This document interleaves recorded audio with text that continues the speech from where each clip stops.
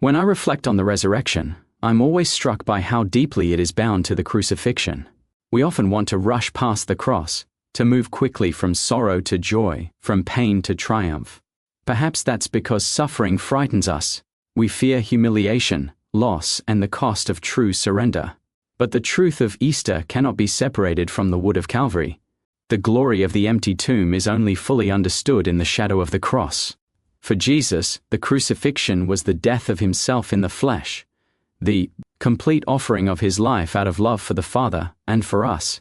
For us, it represents the death of our old selves, the letting go of sin, pride, selfishness, and every false security that keeps us from God. That kind of dying is never easy. It's a daily surrender, a stripping away of everything that prevents us from loving as Christ loves. Some Christians speak only of the resurrection. He paid the price. It's all finished. And in one sense, that's gloriously true. The work of redemption has been accomplished.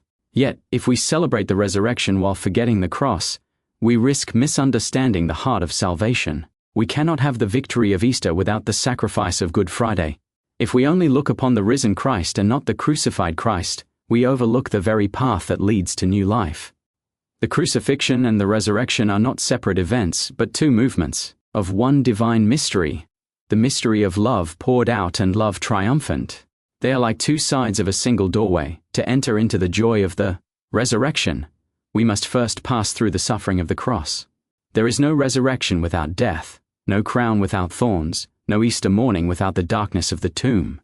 And so we too are called to carry our small crosses each day, to forgive when it hurts, to love when it costs, to surrender when we'd rather cling to control.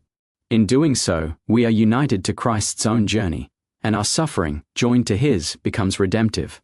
The cross is not the end of the story, it is the passage to life. When we embrace it with faith, we discover that even in our pain, God is already at work bringing resurrection.